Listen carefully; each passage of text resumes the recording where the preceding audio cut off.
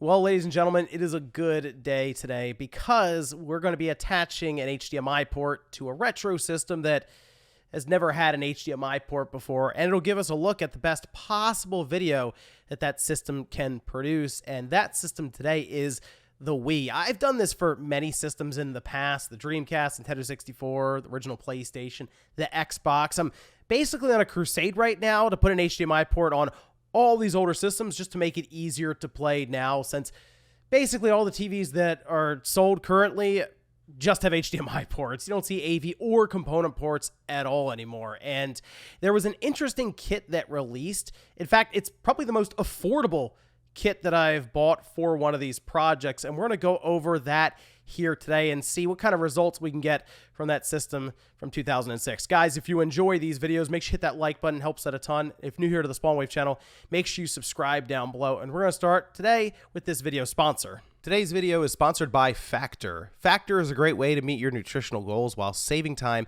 both in the kitchen and at the grocery store. With spring finally here, I tend to find myself out and about more often, and having a Factor meal ready to go, I can have a fresh, never frozen meal ready in just a few minutes. Simply picked from a selection of over 34 chef-prepared, dietitian-approved weekly options. You can also pick from more than 45 add-ons. That includes breakfast items like egg bites and smoothies.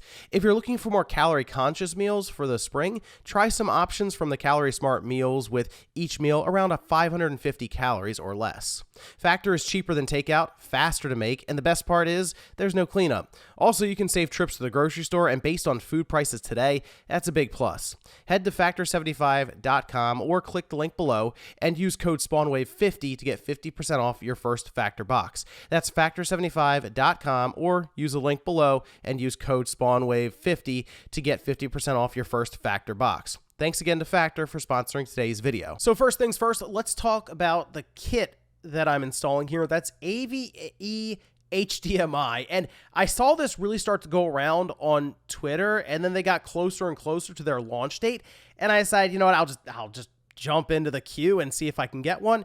And as soon as it went live, I was able to. It seemed like their stock was pretty good, although right now they are out of stock, and they're currently taking orders on a future restock. That restocking, according to the website, is still in progress, so hopefully they'll have those out sooner rather than later. But the current price is $79.99. When they initially launched, it was marked down. I think it was like $68 or something, and then shipping. But compared to other kits that I've purchased, which can get upwards of $130, $150, $180, this is actually pretty affordable. Now, when you open up the kit, you'll see it comes with many different components, a couple of boards. One, of course, has like the small mini HDMI on it. We do have a longer ribbon cable, and then our main cable with the chip that will be soldered to the board and do basically all the heavy lifting. And this is the part that makes everything very exciting about this idea, because we're going to be bypassing any other ports that we have on this system, which in this case, for the Wii, we have like that multi-out port that can do AV or component, and you can also use those converter boards that are like the little dongle with HDMI on the end, which is still just pulling that component signal and then converting it kind of on the fly there, and you plug in your HDMI port. I like the idea of pulling directly from the board for these older systems and then using newer technology essentially to produce a lossless signal that, when paired with something like a 4K upscaler like the RetroTink, can give you some pretty impressive results. So it's almost like we're future-proofing these systems by doing this, pulling the signal directly from the board.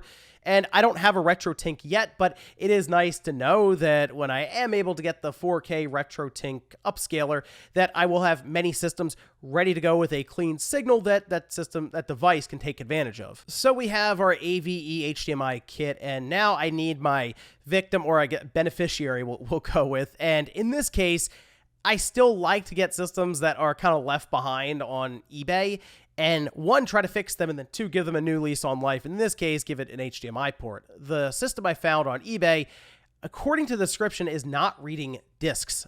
Okay, so with the Wii, this is a pretty straightforward replacement, or at least it should be. Now, most times when I see these systems that are not reading discs, it's usually three different things. One, there's something jammed into the disk drive, which was very common because it's a slot loading system that was sold to families, and many people kept them within arm's reach of younger kids. So there were games piled into this thing that were not for the Wii. I saw DS games, multiple discs maybe jammed in, popsicle sticks, Legos, other smaller toys, you name it. I've probably taken it out of a Wii at this point. But there are also times where the drive itself is in some way forced into a position where it cannot reset. And sometimes that happens when someone puts a disc in, realizes they don't want to put that disc in, grab it at the last minute and yank it out.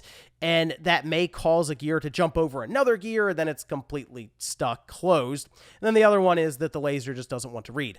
All of these can technically be fixed if you just use a new disk drive and drop it in there, which is about $25 to $30 on Amazon. I still have a couple of new drives kind of laying around. So to me, a $25 or $30 risk for a Wii off of eBay was kind of playing in my favor that it would be fixable. And in fact, after tearing this system down to the disk drive, I realized it just had to be reset. Yeah, that was kind of it. So in order to do that, there's essentially a wheel and almost like a pulley with a rubber band. And when it is stuck in kind of the loaded but also unloaded position, it won't take a game in, and it also obviously won't read it. So in order to fix it, you have to basically unwind it is what I would call it. And while turning the wheel the opposite direction, it will eventually snap back into place. And as you can see, takes the game in. And fortunately, the laser, well, it's still good and reads. So that was pretty much it. At this point, I could put the Wii back together and it would be a fully functioning system. But obviously, we want to go a step further, so we'll continue the teardown, getting to the board to install this HDMI kit. Now, after tearing the system down to the board, let's talk about my overall install experience with the AVE HDMI. If you want a more straightforward, in-depth tutorial, Voltar did a very good one on his YouTube channel, which I'll link down in the description. I will admit, though, my Wii was set up a bit different than his, so it wasn't as to the letter to follow his for mine anyway, but the idea and principles are all still the same. There are two different parts of the cable that you will have to use depending on what kind of Wii revision you had.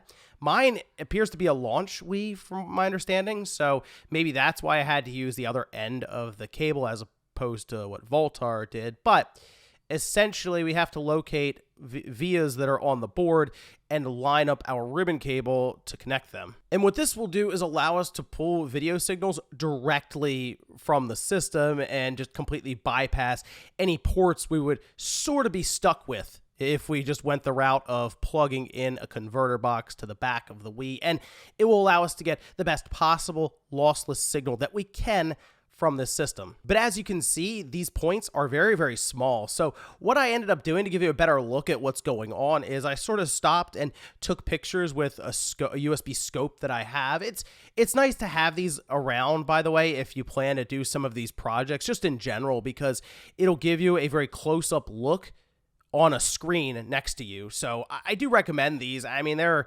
anywhere from $40 up to like $100 some odd dollars if you want a really nice one. But even a basic one like this that I've had laying around for a while, as you can see, gives you a pretty good look at maybe a couple pins that are accidentally connected or bridged, or in my case here, trying to line up this ribbon cable as we have through holes, and we're trying to see the vias lined up for each one. So it can be kind of tricky, especially since right now the image that was posted up by AVE is definitely hard to necessarily follow and count between different pins. But once I get them lined up and I can see silver through all the different spots, I tack one end down, and that allows me a little bit of wiggle room to then line up the rest and then go one by one tacking each down. Now, before you move the ribbon cable over those points, I do recommend flux and then tinning each of these different vias.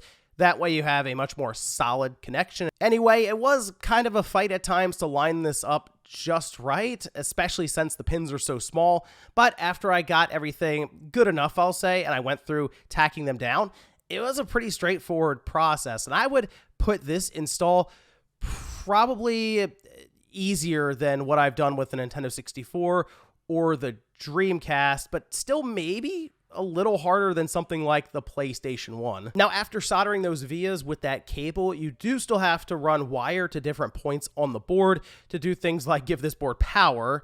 I also have to give it controller support so that you can go through the menu that comes built in with this board. Maybe you want to fine tune the picture or image or any of that, scan lines. You can do those things with a GameCube controller after running that wire. And you also have to give it the ability to push above 480i, since the Wii does support 480p, widescreen, all of that with component cables, but you have to basically force it into that mode, which we could run a cable to do so. We also need our HDMI out, and this is using like the mini HDMI.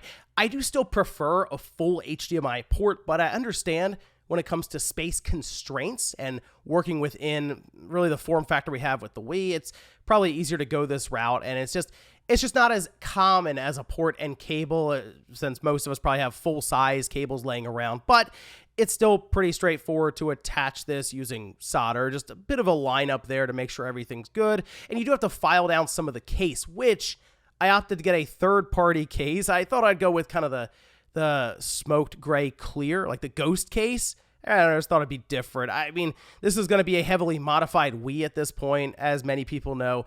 Doing a soft mod on the Wii is an awesome modification. So if I'm putting an HDMI port on, I got this case. We have a soft mod going for it. Might as well go the distance here with this kind of casing. You can see the HDMI port as it's mounted on the back here. It does look fairly stock, and if I had spent more time filing this down, it would have looked very, very snug. And if it was for someone else, I would have probably gone that route. But for me, it's more about functionality, and I was just trying to get the case clipped up quickly. Anyway, the final thing I had to do was hook up both boards using that ribbon cable.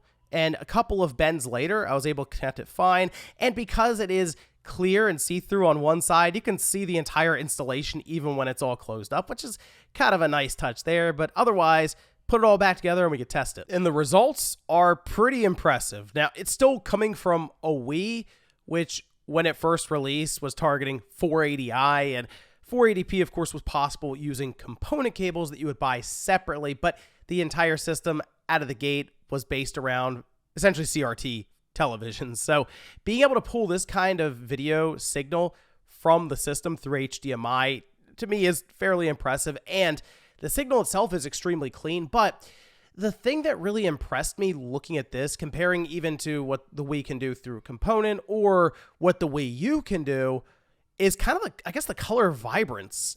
The colors really pop off the screen, and it worked fine on my monitor that I generally use on other HDMI-enabled systems. And that's a big plus, considering using third-party dongles for the Wii can cause some very weird things to happen, but not the case with this AV HDMI. But I picked a couple of games to check out. Something like Donkey Kong Country Returns is one that really stands out because, once again, of the colors that really pop off the screen. I checked out Call of Duty Black Ops.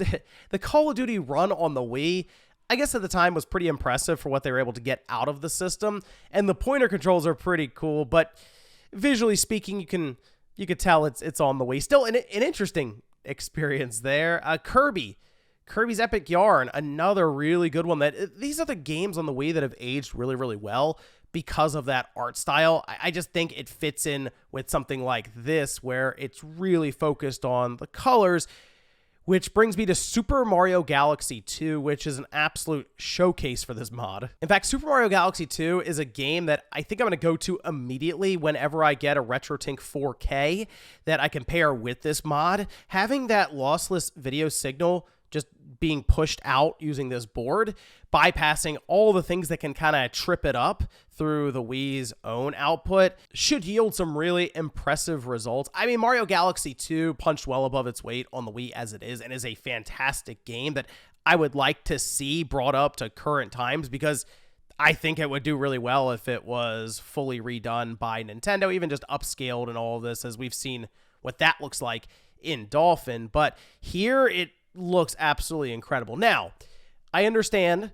people are going to look at this and say, I would just use my Wii U. And to be honest, there is that sense of convenience versus quality, as the Wii U does some pretty rough things, we'll say, to the Wii image when it does go into its Wii mode, as they've attempted to smooth things out or even stretch the image a bit. It puts out some very strange results. But I guess the big question is, would this be something that's worth going through, specifically maybe the headache of the install or even paying to get it done, as opposed to just using a $20 dongle off Amazon or a Wii U? Well, I think this is a good case of future-proofing the Wii, which for many people, after soft modding it and all this, is a really cool device to have. And also keep in mind, there are over 100 million Wiis out there, and there's like 13 or 14 million Wii U's, which continue to dwindle down considering you would need that tablet to go along with it, and that's not exactly a sturdy, we'll say, controller with an entire screen being there. But I will admit this is certainly more of a project for people who enjoy doing these kinds of things like myself. Attaching an HDMI port to a system that did not have it in planning, out of the gate, anything, and pulling the signal directly from the board itself is very satisfying, what I can say there. And it's a fun project. It's not the worst one I've done. That still belongs to either the Nintendo 64 or the Dreamcast. And in some cases, this is fairly approachable for someone who has not done a lot of soldering and maybe wants to learn by doing a project like this. So I think for that, with the cost involved, which is fairly minimal considering the Wii system is not very expensive, and even this modification is under $100, yeah, I'd recommend taking a shot and seeing what you can get out of it. Let me know if you guys would like to see more of a comparison for this HDMI-enabled Wii versus, I guess, some of the alternative methods out there, and maybe we can make something like that happen in the future. But let me know what you guys think about the AVE HDMI kit down below. Thanks, guys, for watching, and I'll see you next time.